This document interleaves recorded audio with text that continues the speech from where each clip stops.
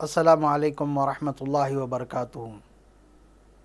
الحمدللہ رب العالمین والصلاة والسلام علی سید الانبیاء والمرسلین، اما بعد۔ گلدستہ سیرت میں تمام ناظرین کا استقبال ہے۔ نبی اکرم صلی اللہ علیہ وسلم کی ولادت کے تعلق سے ہم جاننے کی کوشش کریں گے۔ نبی اکرم صلی اللہ علیہ وسلم کی تاریخ ولادت،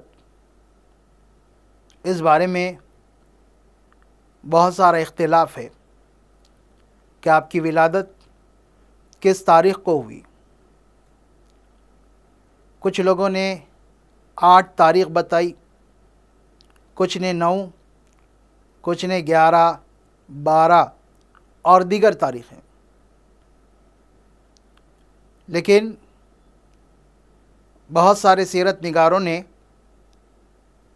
9 تاریخ کو نبی اکرم صلی اللہ علیہ وسلم کی ولادت کی تاریخ قرار دیا کہ ربیع الاول کی 9 تاریخ کو آپ صلی اللہ علیہ وسلم کی ولادت ہوئی۔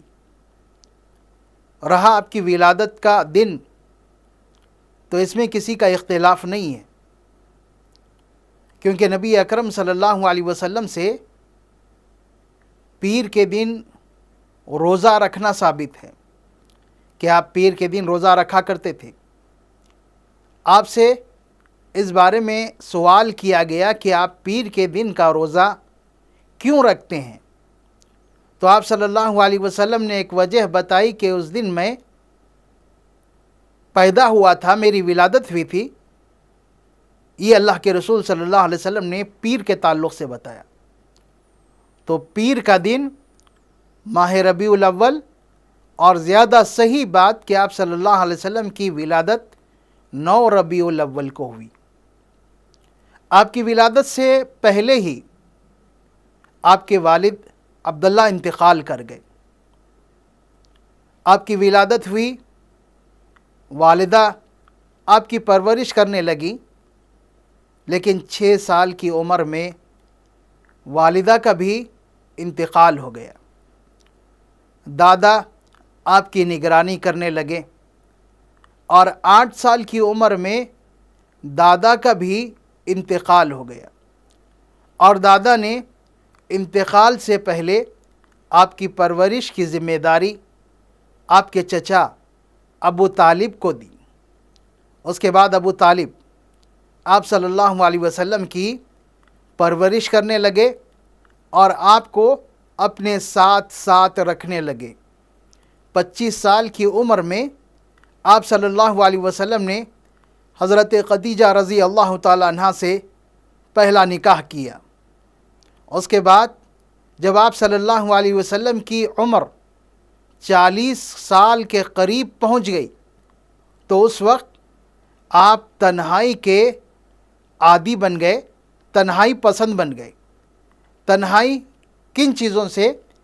مکہ والوں کو آپ نے بت پرستی کرتے ہوئے دیکھا، شرک کرتے ہوئے دیکھا، تو ان کے ان عادات کی وجہ سے آپ الگ تھلگ ہو کر اللہ تبارک و تعالیٰ نے جیسے آپ کو عبادت سمجھائی تھی، آپ کے دل میں ڈالی تھی، اللہ کی عبادت کرنے لگے غار حرا میں۔ 40 سال کی جب عمر آپ کی ہو گئی، تو اللہ تبارک و تعالیٰ نے آپ کو نبی بنایا۔ 40 سال کی عمر میں آپ کو نبی بنایا گیا، اور نبی بنائے جانے کے بعد اللہ تبارک و تعالیٰ نے آپ کو دعوت و تبلیغ کا حکم دیا۔ مختصر یہ کہ نبوت کے بعد 23 سال آپ اس دنیا میں رہے، جس میں سے 13 سال مکہ مکرمہ میں اور 10 سال مدینہ منورہ میں۔ یہ 23 سال کا عرصہ نبوت کے بعد کا ہے۔ نبی اکرم صلی اللہ علیہ وسلم کو اللہ تبارک و تعالیٰ نے نبی بنایا۔ صرف نبی نہیں بنایا، بلکہ خاتم النبیین بنایا۔ تمام انبیاء کے بعد سب سے آخر میں آپ تشریف لائے، اور نبوت آپ پر ختم کر دی گئی۔ نبی اکرم صلی اللہ علیہ وسلم فرماتے ہیں کہ میری اور دوسرے انبیاء کی مثال ایک محل کی طرح ہے جسے بہت ہی خوبصورت بنایا گیا اور ایک جگہ ایک اینٹ کی جگہ باقی رکھ دی گئی، جس کی وجہ سے دیکھنے والے محل کی بڑی تعریف کرتے ہیں، بہت اچھا لگتا انہیں، لیکن اس ایک جگہ کے تعلق سے جو باقی رہ گئی تھی لوگ اس پر تعجب کرتے ہیں۔ تو نبی اکرم صلی اللہ علیہ وسلم فرماتے ہیں کہ وہ اینٹ کی ایک جگہ، وہ خالی جگہ، وہ مجھ سے پور کر دی گئی، وہ آخری اینٹ میں ہی ہوں، اور نبوت کا جو محل، نبوت کی جو عمارت تھی وہ میرے ذریعے سے مکمل کر دی گئی۔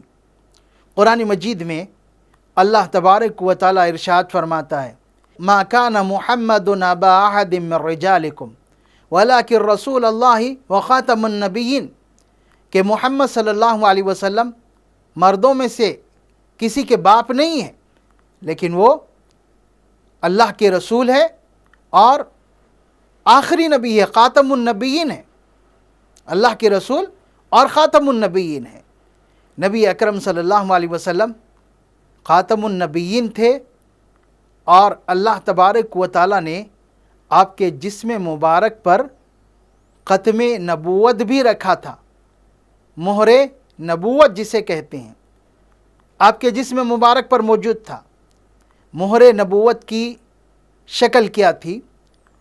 تو اس کی شکل احادیث میں صحابہ نے کئی طرح سے بیان کیا، الگ الگ انداز میں۔ اس کی وجہ کیا؟ اس کی وجہ یہ کہ سب نے اس کو ایک ہی وقت نہیں دیکھا، اور سب کے دیکھنے کے وقت اس کی کیفیت الگ تھی۔ بعض صحابہ نے اسے ابھرے ہوئے گوشت سے تشبیہ دی، اور بعض نے اس کو صرف بالوں کا گچھا قرار دیا، اور بعض نے اسے کبوتری کے انڈے سے تشبیہ دی۔ وہ کہاں پر تھا؟ نبی اکرم صلی اللہ علیہ وسلم کے دونوں کندھوں کے درمیان میں تھا، دونوں کندھوں کے درمیان میں تھا۔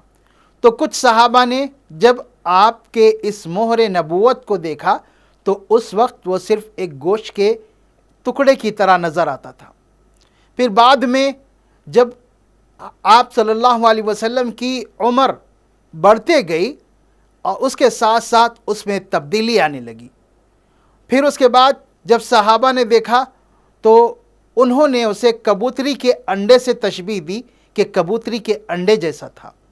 پھر اس کے بعد ایک زمانے کے بعد ہو سکتا ہے کہ ان دوسرے صحابہ نے دیکھا اور انہوں نے اسے بالوں کے گچھے سے تشبیہ دی، کیونکہ آخر وقت میں اس پر بال آ گئے تھے۔ اب سوال یہ ہے کہ یہ مہر نبوت نبی اکرم صلی اللہ علیہ وسلم کے ساتھ کب سے تھا؟ کیا پیدائش سے یا پھر بعد میں آیا؟ تو اس بارے میں 4 قول ہے۔ پہلا قول یہ کہ یہ پیدائش کے ساتھ ہی آپ صلی اللہ علیہ وسلم کے ساتھ تھا۔ ایک دوسرا قول ہے کہ نہیں، پیدائش کے بعد یہ آپ صلی اللہ علیہ وسلم کو عطا کیا گیا۔ ایک اور قول ہے کہ حلیمہ سعدیہ کے پاس جب آپ بکریاں چرا رہے تھے اور جبریل علیہ السلام نے آپ کا سینہ چاک کیا تھا، اس وقت یہ مہر نبوت رکھا گیا تھا۔ ایک اور قول ہے کہ نبی اکرم صلی اللہ علیہ وسلم 40 سال کی عمر میں جب نبی بنائے گئے تو اس وقت یہ مہر لگایا گیا تھا، لیکن علماء اکرام نے زیادہ صحیح قرار دیا کہ حلیمہ سعدیہ کے پاس جب آپ بکریاں چرا رہے تھے، جبریل اور دیگر فرشتے جب آپ صلی اللہ علیہ وسلم کا دل سینہ چاک کیے، دل نکالے اور زمزم سے اسے دھو کر واپس رکھ دیا، اسی وقت مہر نبوت بھی آپ کے جسم پر رکھا گیا ہے۔ اس کو علماء نے زیادہ صحیح کہا ہے۔ اللہ کے رسول صلی اللہ علیہ وسلم کی بہت ساری خصوصیتیں ہیں، ان میں سے ایک خاص خصوصیت یہ کہ آپ کو اللہ تبارک و تعالیٰ نے خاتم النبیین بنایا، جیسے کہ خود اللہ کے رسول صلی اللہ علیہ وسلم ارشاد فرماتے ہیں کہ فضلت علی الانبیاء بست، کہ اللہ تبارک و تعالیٰ نے مجھ سے پہلے والے انبیاء پر مجھے 6 چیزوں کے ذریعے سے فضیلت عطا کی ہے۔ پھر ان 6 چیزوں کا ذکر کرتے ہوئے آپ نے فرمایا بعثت الی کافۃ الناس، ایک خوبی یہ کہ اللہ تبارک و تعالیٰ نے مجھے تمام لوگوں کی طرف نبی بنا کر بھیجا۔ اور پھر اس کے بعد آپ نے ایک اور خوبی بتائی، وَخُتِمَ بِی النَّبِیُّونَ، اور میرے ہی ذریعے سے انبیاء علیہ السلام کے سلسلے کا خاتمہ کیا گیا اور میں خاتم النبیین ہوں۔ تو اللہ کے رسول صلی اللہ علیہ وسلم پر نبوت ختم کر دی گئی ہے، آپ خاتم النبیین ہیں، اس لیے نجات کے لیے آپ کی تعلیمات پر ہی عمل کرنا پڑے گا۔ اللہ تبارک و تعالی ہمیں عمل کی توفیق عطا فرمائے۔